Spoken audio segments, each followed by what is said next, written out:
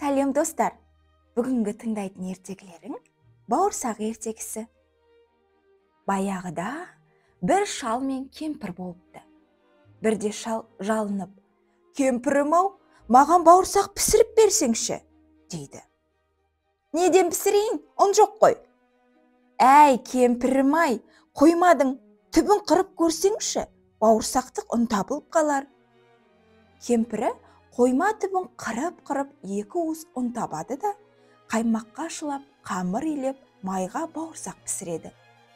Оны терезенің алдына суытып қояды. Бауырсақ суып тұрып, бір кезде домалай жөнеледі.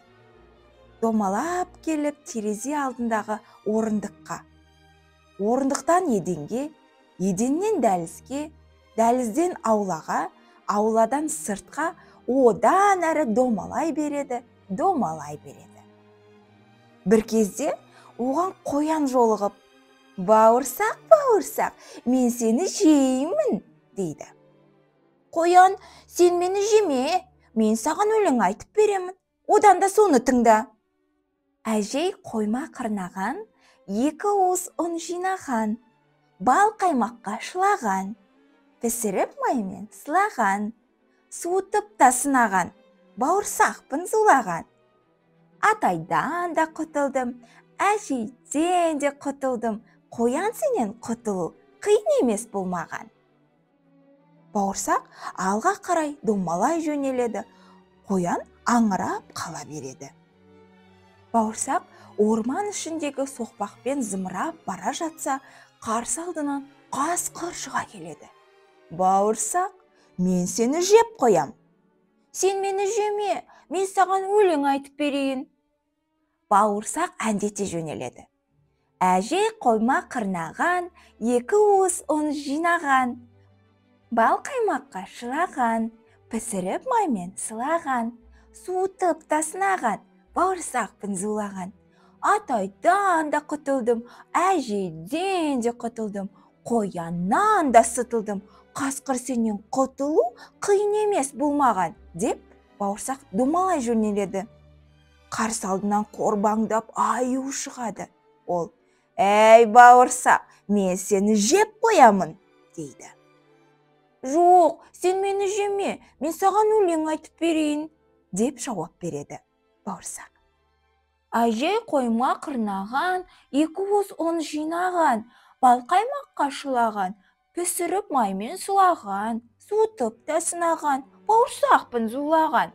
Атайдан да құтылдым, әжейден де құтылдым, қояннан да сытылдым, қасқырдан да құтылдым. Маймақ сенен құтылу қиын емес болмаған.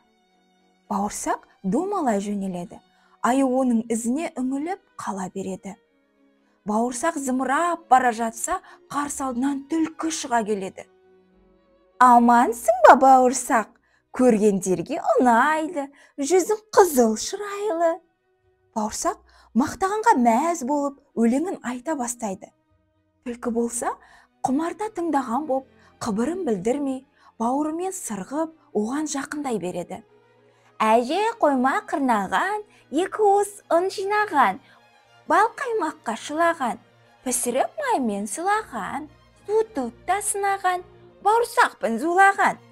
Атайдан да құтылдым, әжейден де құтылдым, қояннан да сытылдым, қасқырдан да құтылдым, аюдан да сытылдым, түлкі сенен құтылу қиын емес болмаған.